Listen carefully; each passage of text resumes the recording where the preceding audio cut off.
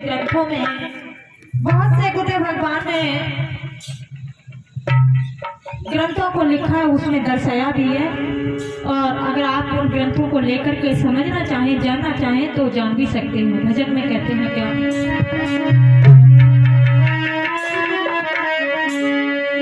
कि दुनिया से अंधकार मिटाने, ज्ञान का दीप जलाने सतगुरु आ गए हैं, गुरु आ गए।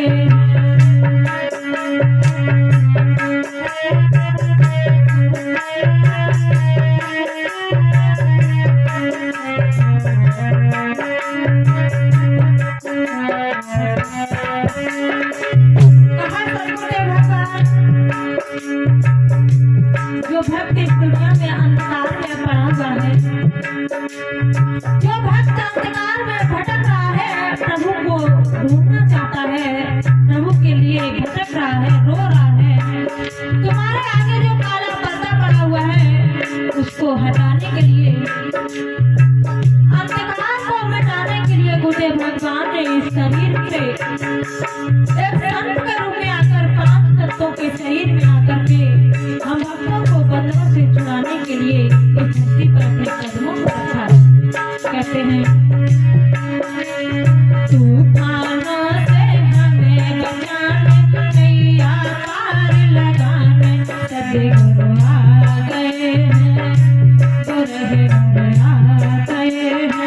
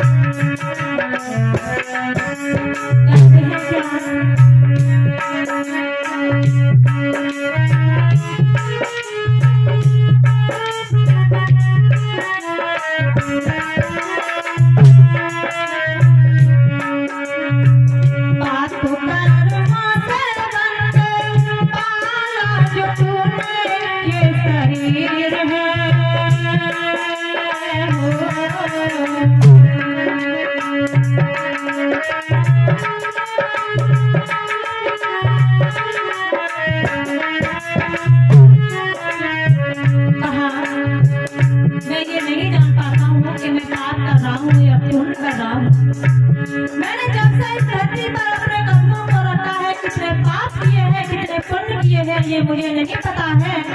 इसलिए आज उस संसार में जीवों की हत्या करके मांस मदिरा खा रहा है, जीवों को सता रहा है, जीवों की हत्या कर रहा है।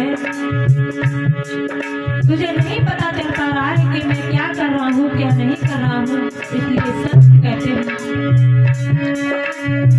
मोह ममता के कारण बंदा बना हुआ जंजीर है।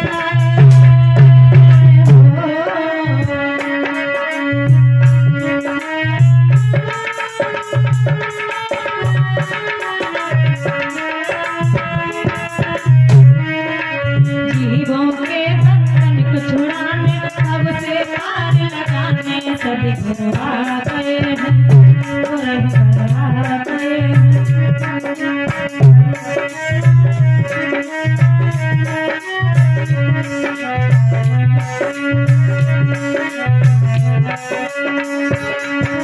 तूफानों से हमें बचाने, नैया पार लगाने सतगुरु आ गए हैं, गुरु आ गए हैं।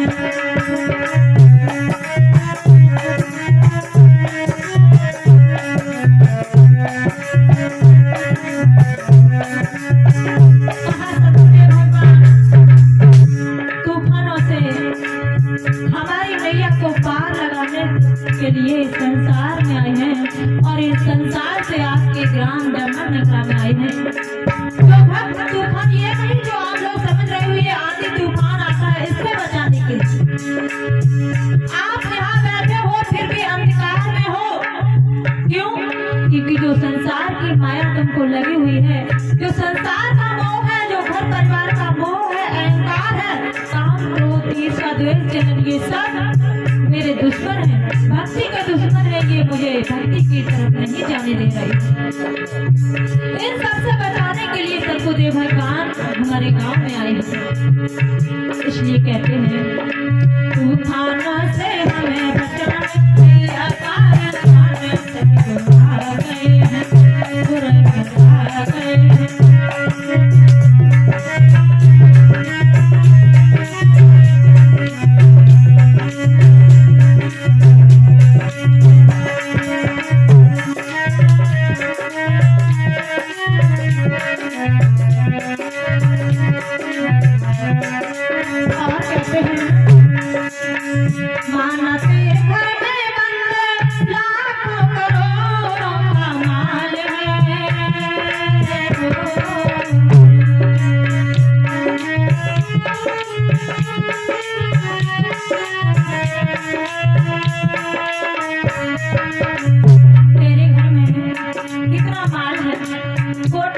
बने हुए हैं, बैंक बैलेंस बना हुआ है, किस काम का है?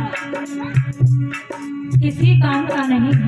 अंत समय जब आएगा सब कुछ यहीं पड़ा रह जाएगा, कुछ भी हमारे साथ नहीं जाने वाला है, सब यहीं पड़ा रह जाएगा, कुछ भी मेरे साथ नहीं जाने वाला है। अगर कुछ जाएगा तो जो तुमने सत्संग में जो दान किया है, कहीं कथा भागवत में धार्मिक स्थानों पर जो तुमने दान किया है, पुण्य किया है, कितना तुमने संतों की सेवा की है, सत्संग सुना है, सत्संग करवाया है, वही तुम्हारे खाते में लिख दिया जाएगा। जब तुम इस दुनिया में आए थे तो उसी समय तुम्हारा जो खाता था, तुम्हारा जो नाम था, तुम्हारे खाते में लिख दिया गया था। अब आप इस दुनिया में कितना दान पुण्य कर रहे हो, कितने मन से सत्संग सुन रहे हो, सत्संग करवा रहे हो, कितनी संतों की सेवा कर रहे हो, कितने धार्मिक स्थानों पर अपना घर लगा रहे हो, वही सब कुछ तुम्हारे खाते में लिख दिया जाएगा। बाकी घर गृहस्थी में तुम चाहे अपनी बेटी के, अपने बेटे के शादी में कितने भी करोड़ लाखों रुपए लुटा दो, वो तुम्हारे खाते में नहीं लिखे जाएंगे। वही तुम्हारे काम आएगा जो तुमने आज इस स्थान पर योगदान दिया है, वही तुम्हारे काम आएंगे। बाकी जो तुमने बैंक बैलेंस बना लिया है वो तुम्हारे काम नहीं आ सकता है, सब यही बना है। इसलिए अब तुम अपने लिए क्या कमा रहे हो वो आपको जानना है।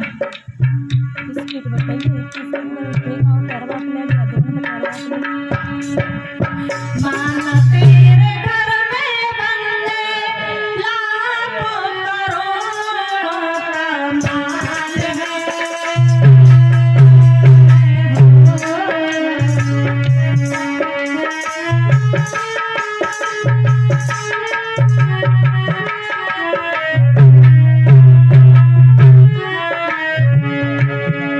इसलिए कहते हैं नामो बगैर बंदे आज हद बना तो कंगाल है।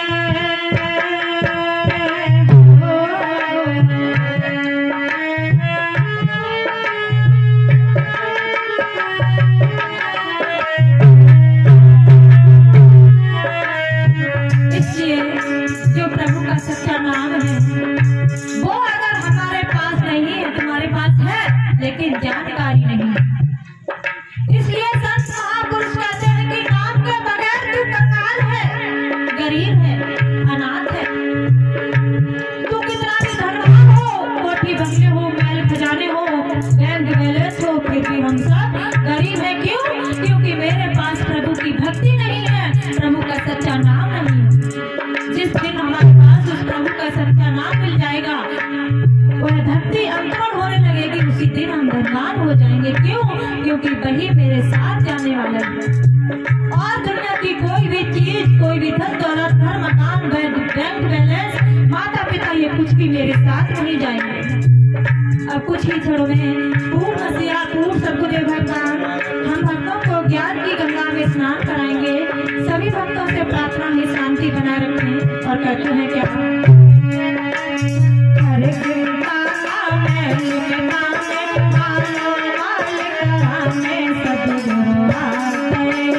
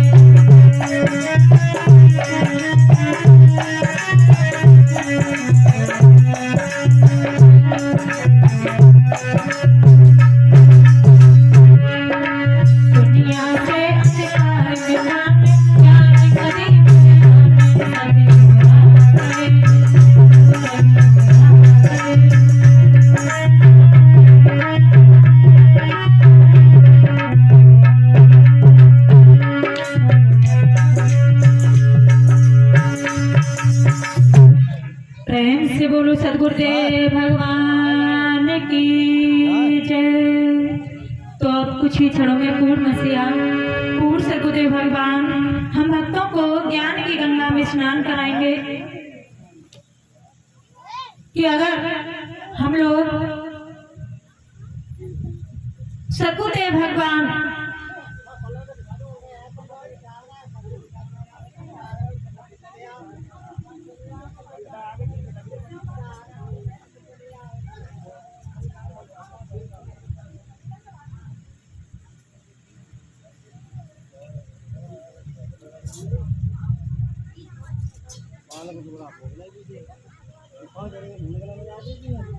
इस संसार में हम भक्तों को तूफानों से बचाने के लिए हम चाहे कुछ भी कर ले, लेकिन अगर संत नहीं है तो हम इस भव सागर से पार नहीं हो पाएंगे। हमारी तरफ ध्यान दो।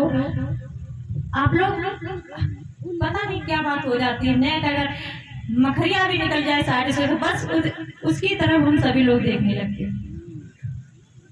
वही तो बात है। ये कहते हैं कि जहाँ सत्य का दरबार लगा होता है वहाँ काल का पूरी तरह से पहरा होता है। अब काल निर्जन को आप लोग जानते हो? जानते हो यार? ये बताओ, जानते हो कौन है वो? काल निरंजन जो ब्रह्मा विष्णु महेश के पिता हैं, निरंजन साहब। हम लोग ये नहीं जानते होंगे कि ब्रह्मा विष्णु महेश के पिता कौन है। आप ये जानते हो कि ब्रह्मा विष्णु महेश के पिता कौन है? नहीं पता है किसी को?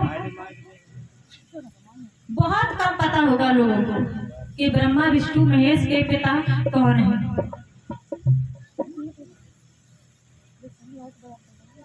ब्रह्मा विष्णु महेश के पिता जो निरंजन साहब हैं वो है, जो आज इस यहाँ पर भी जो सत्य का दरबार लगा हुआ है वहां आकर के भक्तों को सही रास्ते से हटाते हैं, सत्य के मार्ग पर नहीं जाने देते।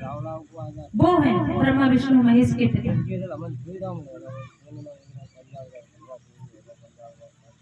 कि अगर नेक कुछ हुआ तो तुरंत सबका दिल दिमाग चित्त सब कुछ उधर ही पहुंच जाता है। और हम बताओ, अरे ये टहल रहे हैं उससे क्या कम खराब बात सुना रहे हैं कि भले ही चाहे रोजाना बड़ी काम देखते हो कि अगर किसी ने गद्दा बिछा दिया तो सारा सबका ही चित्त उधर ही पहुंच जाएगा कि देखें कैसे गद्दा बिछ रहा है। और भले ही हम बिछाते हुए जानते हो वो सब बात, लेकिन फिर भी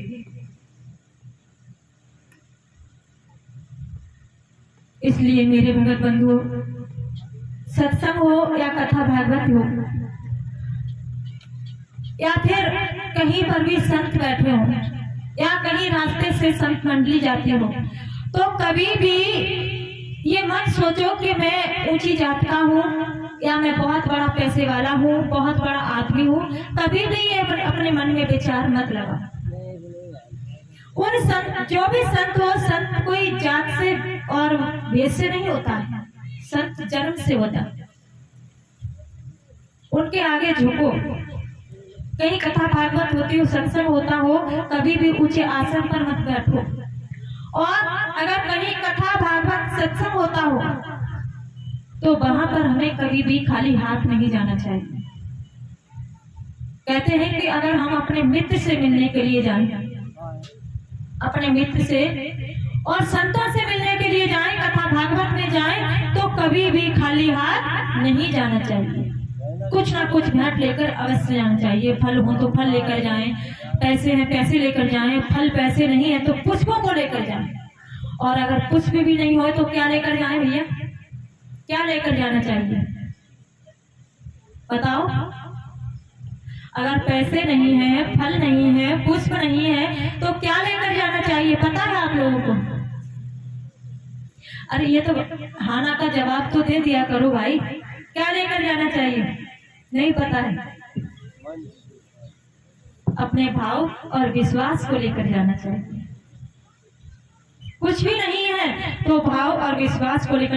और ऐसा तो हो ही नहीं चल सकता है कि हमारे घर में पैसा ना हो, फल तो बाजार में ही मिलेगा। फल नहीं, अरे जो भी हो, 1 रुपया 2 रुपया 5 10 जो भी हो श्रद्धा अनुसार वो जो आप दान करोगे, 1 रुपया करोगे, वो आपका खाली नहीं जाएगा, वो निश्चित ही आपके खाते में लिख दिया जाएगा, जहां उस प्रभु के पास आपका नाम नोट कर दिया गया है, जो रजिस्टर है, जो खाता है, उसमें जो नाम लिख दिया गया है, उस खाते में तुम्हारा तुरंत ही लिख दिया जाएगा कि तुमने फलानी जगह जाकर इतना दान किया है, फलाने आश्रम पर तुमने इतना दान दिया है, इतनी संतों की सेवा की है, इतना सत्संग, आज जो तुम सत्संग सुन रहे हो ये निष्फल नहीं जाएगा, ये आपके खाते में सब लिख दिया गया होगा, वो भी लिख दिया गया होगा कि आप यहाँ बैठे हो और कितने मन से आपने सत्संग सुना है, एक चित्त होकर सुना है, या सत्संग में क्या विचार तुम्हारे हमारे प्रति आए, अच्छे आए या बुरे आए, या तुमने सत्संग में बैठकर कितनी बात की, या संतों के बारे में या किसी और के बारे में गलत सोचा या सही सुन, सब कुछ लिख दिया जाता है। कहते हैं कि एक पलक झपकाओ, सिर्फ कितनी देर में झपक जाता है, एक पलक बस बहुत जल्दी, एक पलक झपकाते समय आपने जो सोच लिया, अच्छा बुरा जो भी सोचा है, उसका कर्म संस्कार निश्चय ही बन जाता है। इस भूल में मत रहो कि मैं जो कर रहा हूँ वो कोई नहीं देख रहा है, भले ही दुनिया का कोई आदमी नहीं देखता हो, लेकिन तुम उस कार्य को देख रहे हो। तुम्हारी 2 आंखें हैं, 2 कान है, नाक है, मुंह है, जो हाथ पैर है, 10 इंद्रियां, 5 ज्ञान की ज्ञान इंद्रियां, 5 कर्म करने की कर्म इंद्रियां, और जो 4 अंतःकरण है, मन बुद्ध चित्त और अहंकार, ये सब कुछ देख रहे हैं कि तुम कितना अच्छा काम कर रहे हो, कितना बुरा काम कर रहे हो, ये सब कुछ देखा जा रहा है। और अगर कोई नहीं देख रहा, लेकिन जो 2 आंखें हैं, इन आंखों की देवता अलग है, आंखों से तुमने गलत देखा, तुम्हारा वही जो कर्म संस्कार है वही लिख दिया जाएगा। कानों से तुमने गलत सोचा सुना, वो तुम्हारा तुरंत ही लिख दिया जाएगा कि तुमने आज कानों से गलत बात सुनी है। नाक से तुमने कोई गलत सूंघा, जैसे कहीं धीरे धीरे वैसे तो हम मांस मदिरा कुछ खाते नहीं हैं, और अगर कहीं बनता हो तो उसमें मिर्च मसाला जो भी पड़ता हो उसकी अच्छी खुशबू आई और आपने एकदम सूंघ लिया और कहा क्या बात है। जब सूंघने में इतनी अच्छी खुशबू आ रही है, इतना अच्छा लग रहा, तो खाने में कितनी अच्छी लग रही होगी। अगर ऐसा आपने सोच लिया तो तुरंत ही जो नाग के अश्विनी कुमार देवता है वो तुम्हारा वही कर्म संस्कार तुम्हारे खाते में लिख देगा। त्वचा के जो देवता पवन देव है वो तुमने त्वचा से क्या किया है, गलत किया या सही किया, वो तुम्हारा लिख दिया जाएगा। 5 कर्मेंद्रियां 5 ज्ञानेंद्रियां हैं, उनसे तुमने क्या किया है, हाथों से कितनी सेवा की, कितना दान किया, वो तुम्हारा लिख दिया जाएगा। पैरों से कितना चल करके तुम संतों के दरबार में गए हो, संतों की सेवा की है, वो तुम्हारा तुरंत लिख दिया जाएगा।